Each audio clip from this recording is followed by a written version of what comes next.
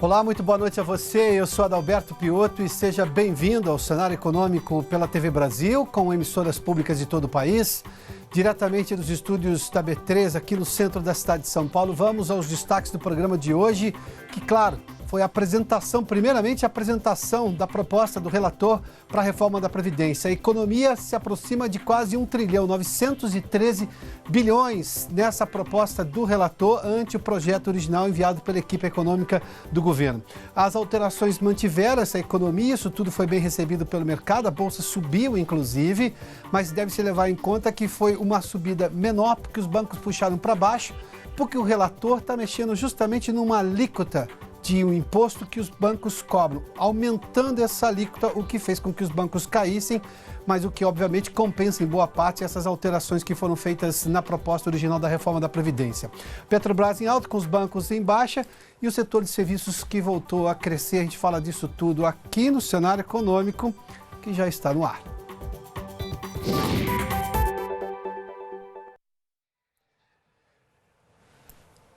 Vale só lembrar que você pode acompanhar ao vivo também o Cenário Econômico pela página da TV Brasil no Facebook e depois rever o programa.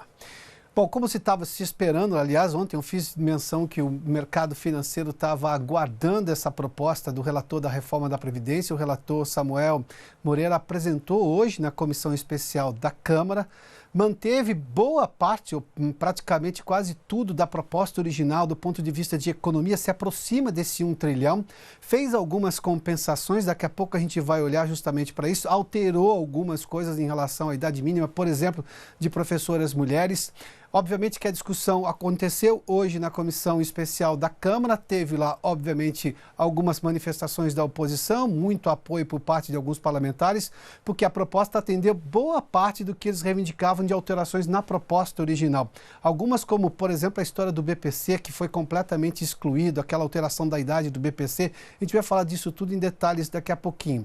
Mas a Catiúcia Neri está conosco em Brasília e tem informações justamente dessa discussão dos bastidores e, claro, ali, a viva voz dos microfones da Comissão Especial da Câmara. Catiúcia, boa noite, seja bem-vinda aqui ao Cenário Econômico. Obrigada, Piotto, boa noite. Olha, foram 2h30 de leitura do parecer do deputado Samuel Moreira.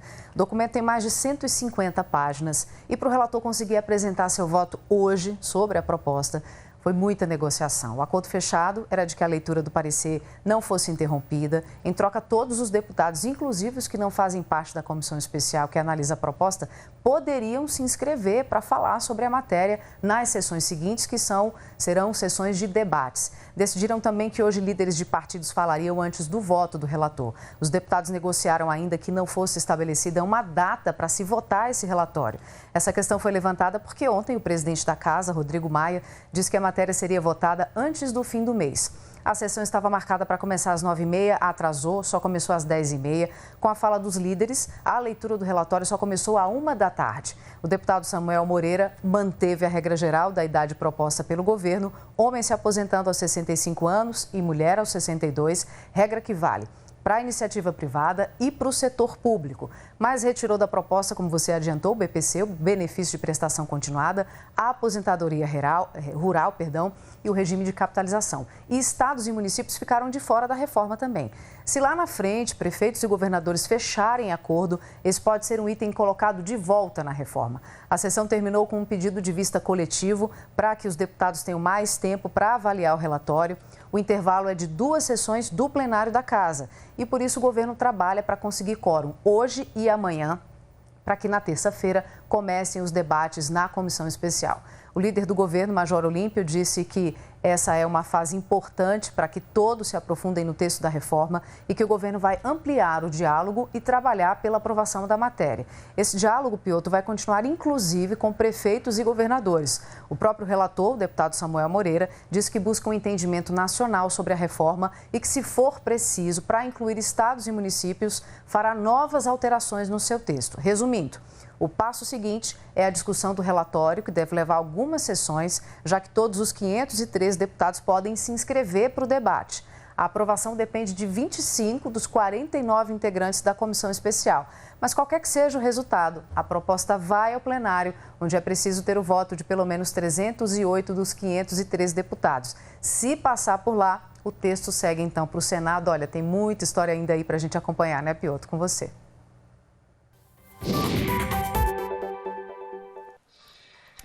Muito obrigado, Catiúcia. É claro que os prazos contam, sobretudo, no andamento e na força que o governo vai demonstrar ter justamente nessa negociação com o Congresso, porque a demanda hoje da economia e os setores todos estão ávidos por um desfecho em relação à reforma da Previdência. Essa percepção desse texto do relator, que obviamente iria apresentar mudanças, é do processo democrático. A proposta enviada pelo governo vai ao Congresso justamente para ser aperfeiçoada. O próprio governo fazia menção a isso. O que a equipe econômica fez menção desde o começo, que era importante manter a potência fiscal, para usar a expressão do ministro da Economia, Paulo Guedes, ou seja, o valor da economia gerada e, claro, combater os privilégios que já veio na proposta original e que boa parte disso está sendo mantido também nesse texto, nesse parecer apresentado hoje pelo relator Samuel Moreira na comissão especial da Câmara, que a Catiúcia já nos antecipou parte desse relatório. Vamos pegar alguns outros dados aqui do que a gente fala, sobretudo da história da economia. Quando o governo apresentou lá a proposta original no começo do ano, a economia prevista em 10 anos era de 1 trilhão e 200 bilhões de reais. Ou seja, com essa contenção do custo que cresce a cada ano com os gastos que se tem com a Previdência, porque as pessoas estão vivendo mais e estão recebendo Previdência por mais tempo, e levando-se em conta, claro, o momento econômico do país. Mas está aqui, a proposta original do governo era essa. O relator fez uma proposta que, do jeito que está, é de 913 bilhões. Se aproxima de 1 trilhão, um pouco distante do que previa o governo. Mas vamos lá, tem algumas alterações que o próprio relator sugeriu aqui. Ele, para compensar algumas alterações que eu vou mostrar aqui em relação, por exemplo, à idade mínima de professores, o serviço rural e tudo mais, do relator ele sugeriu aqui o aumento da contribuição social sobre lucro líquido, que é um imposto para os bancos de 15% para 20%, essa alíquota, o que geraria, segundo ele, 5 bilhões ao ano. Em 10 anos, mais 50 bilhões somados àqueles 913 bilhões. O fim do envio do FAT, ou seja, do Fundo de Amparo ao Trabalhador, de dinheiro que vai para o BNDES, que muita gente questionava de por que o dinheiro do FAT vai para o BNDES, ou seja, o dinheiro do trabalhador vai para financiar negócios que o BNDES empresta dinheiro para empresas. Qual seria a razão disso? Com o término disso, seriam mais 217 bilhões nesses 10 anos, o que aumentaria em 10 anos toda essa economia para 1,13 trilhão, 1 trilhão 130 bilhões de reais, muito próximo daquele 1 trilhão 200 bilhões que o governo pretendia. Mas vamos lá entender algumas dessas alterações propostas pelo relator hoje na comissão especial. O tempo mínimo na proposta do governo, homens 65 anos, mulheres 62 anos. Contribuição mínima exigida para todos, 20 anos. O relator manteve os 65 anos para homens, 62 para mulheres, mas reduziu em 5 anos o tempo mínimo de contribuição da mulher para 15 anos, portanto. Vamos lá entender um pouquinho mais agora com relação à aposentadoria rural. O governo previa 60 anos de idade para ambos os sexos, 20 anos de contribuição para ambos os sexos também. O relator manteve 60 anos para os homens, baixou para 55 anos a idade mínima para as mulheres do setor rural se aposentarem e contribuição homens os 20 anos, mulheres 15 anos, ou seja, reduziu para a mulher nesse aspecto também. Professores, o governo tinha estipulado 60 anos para homens e mulheres. O relator, homens 60 anos, manteve os 60 anos e mulheres com 57 anos, 3 anos a menos. Para professoras, então, portanto, educação infantil, do fundamental e do ensino médio. Aqui a questão dos professores. A capitalização, que era aquela proposta do ministro Paulo Guedes, de dizer o seguinte: nós temos hoje um problema de uma aposentadoria que é o sistema de repartição. Quem trabalha hoje paga a aposentadoria. Ou seja, quando você está pagando hoje, ele diz, você não está levando nada para o futuro porque você está pagando quem já está aposentado. O regime de transição seria justamente o sistema de capitalização, em que você contribui com um valor que você mesmo vai receber lá na frente. É o que se tem, por exemplo, na previdência privada. Você paga um determinado valor por um determinado período de tempo e depois de algum tempo se aposenta e aquela poupança foi criada para você. É exatamente a criação de uma poupança. Isso ele diz que seria a transição para as novas gerações. O aposentado do jovem, o trabalhador de hoje, trabalharia para ele mesmo ter aposentadoria e não para pagar apenas o sistema que se tem hoje. Isso foi retirado, o relator retirou a possibilidade da capitalização. Ele diz que no momento não caberia nessa proposta para avançar. Isso pode ser tratado no segundo semestre com uma nova proposta do governo, pelo menos é o que se tem nessa proposta. E o benefício de prestação continuada, o BPC, também manteve a regra atual. Isso já estava, na verdade, com favas contadas. Não foi só a oposição que reagiu contra isso. Líderes do próprio governo, de partidos mais próximos ao governo, disseram que o BPC teria que continuar. Se lembra que o governo queria mexer no BPC, que hoje paga para pessoas acima de 60 anos, de 65 anos, um salário mínimo. Pessoas pobres e deficientes, ou seja, passa a ter um salário mínimo. O governo decidiu antecipar isso daí na proposta. Pago R$ 400 a partir dos 60 anos e aos 70 anos chegaria a um salário mínimo. A alteração não foi bem vista pelo plenário, não foi bem vista pelo Congresso e, portanto, o relator tirou completamente. O texto do relator também excluiu, a Catiúcia fez menção disso, a inclusão da reforma da Previdência no regime de previdência dos estados e dos municípios, o que seria um avanço, porque estados e municípios, boa parte deles tem uma situação muito delicada em relação ao déficit que geram hoje, ou seja, dinheiro da prefeitura, dinheiro do estado vai para pagar aposentado e deixa de ser investido, por exemplo, em outras coisas que a população precisa. Como não houve acordo em relação a isso, e aqui tem muito de um pouco de jogo político, ou seja, os governadores não estavam dizendo abertamente que eram favoráveis, não estavam fazendo esforço no ponto de vista de convencer os parlamentares, ou seja, diziam em Brasília que eram a favor, mas chegavam nos estados e criticavam a reforma da Previdência. Os parlamentares perceberam, digamos, a jogada política e disseram não. Ou joga todo mundo a favor da reforma da Previdência, ou esse parlamentar não vai dizer que é a favor em relação a isso para assumir esse ônus político lá no reduto eleitoral dele. Portanto, aqui vai haver provavelmente uma negociação para inclusão disso, o que seria positivo para os estados e municípios, porque não faria sentido resolver a Previdência Federal e você continuar com estados hoje com pires na mão requerendo dinheiro do governo federal, como a gente viu no ano passado e no ano retrasado. Retirou também a aposentadoria compulsória como pena disciplinar para magistrados. Lembra casos, por exemplo, aqui é uma coisa bastante importante. Isso não estava previsto na proposta original, o relator incluiu porque, por exemplo, um juiz, quando tinha um problema disciplinar, ou seja, porque feriu a ética, feriu o decoro, agiu de forma errada, de forma ilegal, a pena dele era aposentá-lo de forma integral, ele recebia todo o salário. Não tinha outra punição. Essa era a pena. Retirou essa aposentadoria compulsória obrigatória como pena disciplinar para juízes, o que, obviamente, é um avanço e um combate a privilégio que não fazia nenhum sentido. O sujeito era punido do ponto de vista legal, mas recebia do ponto de vista pecuniário tudo que tinha como aposentado. E se aposentava com valores altos, diga-se de passagem. Obviamente que tudo isso foi bem recebido pelo mercado financeiro, porque esperava uma proposta que levasse em conta uma solvência fiscal do Estado brasileiro por um longo período. O Ibovespa hoje subiu 0,46% a 98.773 pontos. O Ibovespa futuro estava falando de mais 99 mil pontos. A máxima foi 99.364. E por que subiu menos do que poderia subir? Porque nós tivemos, por exemplo, o Banco do Brasil, Bradesco e Itaú.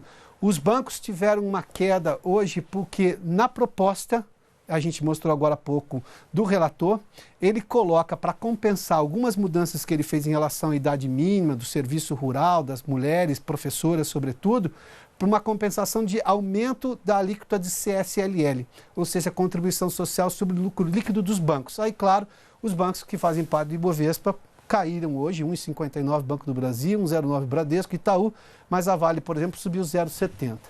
A Petrobras, a gente tem a Petrobras aqui, daqui a pouco eu vou à Petrobras, mas rapidamente o dólar hoje, um sinal também de percepção positiva dos investidores, o dólar caiu hoje 0,36, no mundo o dólar se valorizou em relação a moedas, mas aqui no Brasil ele caiu um pouquinho. Se eu olhar agora com relação à Petrobras especificamente, a Petrobras subiu 1,24% e aqui tem muito disso. Olha, vamos lá, primeiramente o preço do petróleo não tem. O petróleo subiu hoje e subiu porque teve um ataque a 2 petroleiros na região de Omã, no Golfo Pérsico, e exatamente naquele momento esse ataque obviamente gerou uma preocupação em relação ao abastecimento de mercado internacional, de petróleo no mercado internacional. Para se ter uma ideia, o governo americano já enviou navios militares para proteger justamente esses navios, e isso, claro, mexeu com relação às ações da Petrobras, essa alta do preço do petróleo. BRF, por exemplo, subiu hoje 5,81, Marfrig 4,45, JBS caiu 2,62. Aqui tem muito porque o governo brasileiro levantou as sanções em relação à exportação de carne brasileira para a China, depois daquele problema de verificar algumas irregularidades, alguns temores em relação à questão sanitária, mas isso tudo foi resolvido. A JBS só teve um problema especificamente dela, que uma agência de rating rebaixou a nota de crédito dela, e aí, apesar desse movimento positivo de todos os frigoríficos, a JBS caiu. Vamos falar do setor de serviços. O Marcelo está conosco no Rio de Janeiro e tem informações justamente sobre uma pequena alta verificada no mês de abril. Marcelo, bem-vindo aqui ao Cenário Econômico. Oi, Pioto, boa noite para você, boa noite a todos. Pois é, o volume do setor de serviços cresceu 0,3% na passagem de março para abril deste ano, segundo os dados divulgados hoje pelo IBGE. A alta não recupera, no entanto, a perda acumulada de 1,8% nos 3 primeiros meses do ano. Na comparação com abril do ano passado, houve uma queda de 0,7 ponto percentual no setor. Já nos primeiros 4 meses do ano, houve alta de 0,6%. No acumulado de 12 meses, o crescimento foi de 0,4 ponto percentual também. 3 das 5 atividades pesquisadas tiveram alta no volume da passagem de março para abril, com destaque aí para serviços de informação e comunicação, que subiram 0,7%. Vale destacar que serviços de informação e comunicação correspondem a 33% de todo o volume no setor. Segundo o IBGE, o resultado de abril foi puxado pelas receitas dos canais abertos de TV e das empresas de tecnologia da informação. Shows e espetáculos realizados em abril, como o Lollapalooza em São Paulo e o Cirque du Soleil aqui no Rio, também contribuíram para esse crescimento. Houve ainda crescimento nos serviços profissionais, administrativos e complementares, de 0,2%, e no item serviços prestados às famílias, que incluem aí as atividades de hospedagem, alimentação e gestão de espaços para eventos, que mostrou um aumento de 0,1 ponto percentual. Por outro lado, tiveram recuo de 0,6% os transportes, serviços auxiliares aos transportes e correio, influenciados principalmente pelo transporte de cargas, tanto rodoviário quanto ferroviário, além da queda de receitas das empresas de transporte aéreo de passageiros. E os outros serviços caíram também 0,7%. Pioto.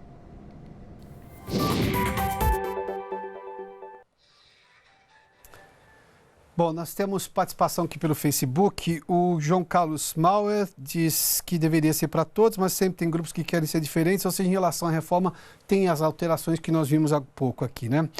O Ricardo Prado diz o seguinte: quanto mais demorar para aprovar as reformas da Previdência Tributária, mais os gastos aumentam. Sim, é uma corrida contra o tempo, por isso a razão de o governo ter requerido, ter aprovado, ter sido inclusive aprovado na sua proposição daquele crédito suplementar. O governo precisou de recursos a mais para se endividar e pagar, por exemplo, BPC e benefícios previdenciários. Registrar a participação do Luiz Carlos Brito, do Penha Lima. Deixa-me ver aqui. José Carlos, Mário Bala, Augusto, o Luiz Luna, e o Fábio Cruz e também Elaine Tavares, que está nos assistindo na academia. Muito obrigado, Elaine. Vamos fazer um intervalo, daqui a pouco a gente fala sobre o setor de alimentação e as inovações que esse setor tem requerido, sobretudo da inovação que é apresentada por empresas como startups. A gente fala disso daqui a pouquinho aqui no Cenário Econômico, logo depois do intervalo. Já de volta com o Cenário Econômico. Bom, só um recado em relação à programação de hoje à noite aqui na TV Brasil. O programa Fique Ligado, que você sempre acompanha nas noites aqui de segunda a sexta, excepcionalmente hoje não irá ao ar. Em seu lugar, nós vamos exibir uma edição especial do programa Impressões com o ministro da Defesa, Fernando Azevedo e Silva. Hoje, às 9h30 da noite, ele concedeu uma entrevista exclusiva à jornalista Rosiane Kennedy e falou sobre vários temas atuais, como armamento e segurança pública. O ministro também falou da ação de hackers na obtenção de mensagens trocadas por integrantes da Força Tarefa da Lava Jato. Disse que o ato é criminoso e que o crime não pode compensar. Portanto, hoje, às 9h30 da noite, essa edição especial do programa Impressões aqui na TV Brasil. Bom, vamos falar sobre o setor de inovações. O Rafael Augusto está conosco. Rafael, prazer, você é um velho conhecido nosso aqui para falar de inovações, mas vamos falar sobre especificamente o setor de alimentação. O que as startups estão fazendo para esse setor de alimentação? Porque as pessoas pedem cada vez mais comida em casa, pedem cada vez mais inovações na comida, obviamente do ponto de vista de ficar mais saudável, mais acessível. O que está tendo de inovação nessa área? Legal, Adalberto. Boa noite. Bom, é interessante começar pelo conceito de food techs, né? O que são essas tecnologias dentro do mercado de alimentação. E ele nos restringe somente ao alimento ou à entrega do alimento. Isso vai desde trás da parte de produção, da biotecnologia, como aumentar a eficiência da produção da indústria e tudo mais, passando pelo transporte, chegando à mesa e pensando também no reaproveitamento, rejeição de resíduos e também a parte de desperdício de alimentos. Então a gente vê uma série de tecnologias e startups nascendo em torno dessa cadeia, que ajudam justamente a trazer mais eficiência para o setor e também se adaptar aos novos hábitos de consumo. Tem startup em cada uma dessas áreas que você citou? Tem, e muitas. E quando a gente fala de startup, a gente está falando de inovação, de novas soluções para velhos problemas, ou seja, para reduzir desperdício, para melhorar a qualidade, suponho que para usar menos agrotóxicos talvez, fazer algum controle sanitário melhor do produto, até porque há uma demanda muito grande sobre produtos cada vez mais saudáveis, o que é importante. Mas isso tudo melhora a percepção do consumidor? Ele vê essa tecnologia aplicada em benefício dele ou isso ainda não está sendo comunicado claramente? Legal. Bom, para a primeira pergunta, sim, existem startups em cada um desses elos. A gente mapeou aí mais de 330 startups brasileiras que já estão fazendo alguma coisa em cada uma desses setores, tá? Desde, como eu falei, lá da parte de biotecnologia, passando pela parte de plantação, de colheita, de criação, até chegando a essa parte de gestão de resíduos. E, de fato, é uma vertente nova do mercado se preocupar com um tipo de alimento que está sendo consumido e o que você consome, né? Então, as novas gerações, inclusive as antigas gerações, estão com uma preocupação de saúde e bem-estar muito mais aflorada nesse momento, elas buscam por isso na prateleira e cada vez mais as marcas que puderem expor isso para os seus clientes, né, para os seus consumidores, que têm essa preocupação socioambiental e também de novas alternativas e dietas e respeitando as novas crenças, entre aspas, e novas formas de alimentação que os consumidores querem, elas vão ter uma vantagem competitiva nesse crescimento de mercado, tá? Então a gente vê uma série de startups que não só estão ajudando problemas antigos, mas criando novos mercados. Tem um setor ali que a gente chama de novos alimentos, que só ali tem mais de 40 startups brasileiras que estão construindo novas formas, novos alimentos mesmos e bebidas para a gente consumir com uma certa consciência ou de uma maneira diferente usando a tecnologia. O que seriam esses novos alimentos? Um exemplo só para a gente compreender. Legal. Existe uma startup que chama Nomu, por exemplo, ela faz leite, toda a parte de laticínios a partir de castanha. Então ela faz o leite a partir de castanha e constrói produtos como maionese, queijo. Pessoas que têm problema com lactose do leite exatamente, animal, e pessoas que têm uma dieta vegana. Você atinge diretamente. Claro, também tem um público vegano. Exatamente. Que é um mercado crescente. Hoje no Brasil, estima-se que 30 milhões de brasileiros já têm uma dieta focada em vegetarianismo ou veganismo. Então é um mercado crescente também. Quando a gente olha esse mercado de restrição alimentar e novas dietas, não somente restrição alimentar, falando glúten, celíacos e lactose, ele cresce a um passo de 2 ou 3 vezes mais rápido que o mercado tradicional de alimentos. Então isso vem mostrando uma mudança de comportamento que as indústrias precisam agora, as tradicionais, correrem atrás. Isso provoca essa mudança no perfil da indústria? A indústria está interessada em ouvir essas soluções novas diante dessa demanda nova do consumidor? Elas não só estão interessadas, como elas precisam. O setor de alimentos é um dos setores mais tradicionais que a gente tem dentro das indústrias. A gente conversa com o setor de alimentos de manhã, de tarde e de noite. Exatamente. Assim, no mínimo. É um paralelo que a gente faz com a indústria de varejo. Todo mundo compra e vende a todo momento. Alimento, todo mundo está interagindo com o alimento a todo momento. Então as inovações ficam mais fáceis de serem identificadas ali, as oportunidades, e se desenvolver novos negócios. O que muda nesses dois cenários? O varejo hoje está muito mais acelerado em termos de inovação quando se compara à indústria de alimentos. A indústria de alimentos precisa dar o próximo passo e é muito legal ver que elas estão se alinhando a essas startups principalmente para ganhar agilidade. Então as startups elas assumem riscos, elas são mais velozes, mais ágeis na entrega das soluções. E isso torna uma possibilidade muito grande de uma relação ganha-ganha entre esses dois entes aí para mudar o mercado e atender os novos consumidores. Mas é o poder do consumidor que está fazendo as coisas andarem. Exatamente. Rafael, obrigado pela gentileza. Obrigado a você, Alberto. Parabéns pela iniciativa. Bom, obrigado. A gente está vendo startup e a gente fala disso com muita frequência aqui no cenário econômico. Agora, especificamente no ramo de alimentação. Não é só o que você faz de pedido em casa, não. É como esse alimento é produzido até chegar. Esse novo alimento para o seu novo gosto de um novo consumidor com demandas cada vez mais novas. O cenário econômico termina aqui. Obrigado pela sua companhia, pela audiência. Boa noite a você. Amanhã a gente está de volta às 6 da tarde aqui pela TV Brasil. Até lá.